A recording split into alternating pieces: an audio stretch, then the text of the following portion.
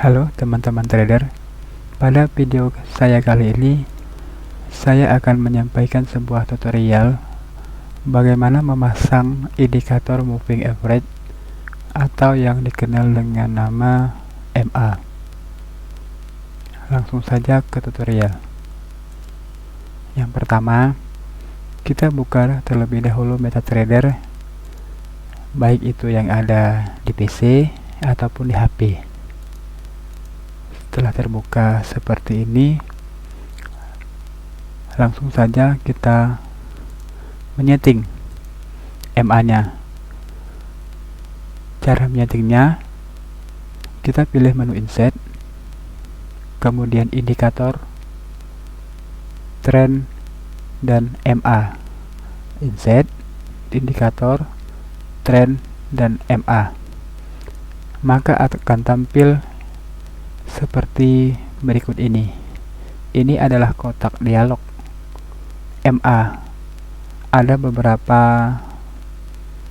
yang harus kita atur di sini. Salah satunya adalah di bagian periode ini. Ini saya mengisikan 100. Semakin besar periode yang kita isikan, semakin lama jangka waktu kita bertrading. Maksud dari periode ini adalah rata dari pergerakan candle. Kalau kita isi lebih kecil, berarti kita tradingnya dalam waktu jangka yang dekat. Misal 1 jam, 2 jam, 3 jam. Kalau kita isi 100 seperti ini bisa 1 hari, bahkan 2 hari kita bertrading. Ini shiftnya kita biarkan 0 saja. MA metodenya simple, apply to close. Kemudian setelah itu kita atur bagian style. Ini adalah warna. Warna ini kita berikan pada MA, menyesuaikan saja. Yang penting warna yang kita berikan pada MA ini tidak sama dengan warna candle. Kalau sama nanti tidak kelihatan. Kemudian di sebelahnya seperti ini adalah garis MA itu sendiri. Mau yang standar atau lebih besar itu terserah para teman-teman trader semua ya. Yang terakhir ini adalah MA, dimana kita mau meletakkan MA. Apakah di semua waktu dari menit pertama 5, 15, 30, 1 jam, 4 jam, harian, mingguan, sampai bulan. Kalau kita pilih semua, dia akan ada pada semua waktu. Kalau kita centang hanya H1 atau H4, jadi MA itu hanya ada H1 H4, yang lain tidak ada. Setelah pengaturan ini semua selesai, kita pilih OK. Nah, ini MA yang tadi setelah kita atur. Fungsi MA ini sendiri dalam kita bertrading adalah sebagai penentu tren dan juga bisa sebagai support dan sebagai resisten. Saya ambil contoh bagaimana MA ini berfungsi sebagai support. Dan apabila ada candle ini kemudian turun ke bawah mengenai MA dan memantul lagi ke atas, inilah fungsi MA sebagai support. Dan kalau MA itu sebagai resisten, candle ini menyentuh MA.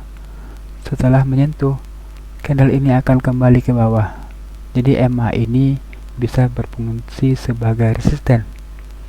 Dan juga MA ini bisa kita gunakan untuk mengambil posisi.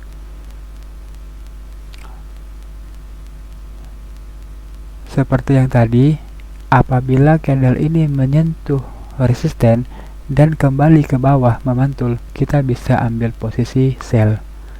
Begitu juga sebaliknya, apabila candle ini menyentuh MA dan memantul ke atas, kita bisa ambil posisi buy.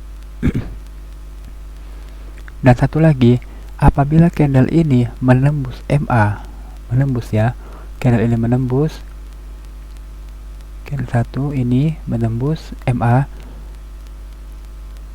kita bisa ambil posisi sell.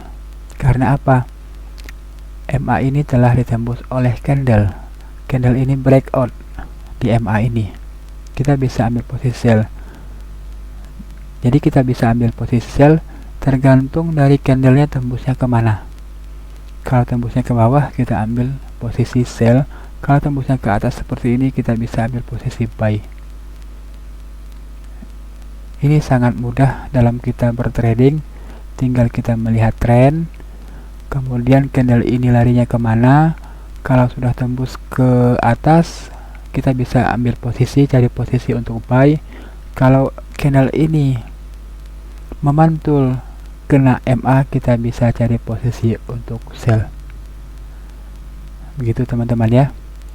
Jadi ini adalah sebuah kesimpulan dari penggunaan MA.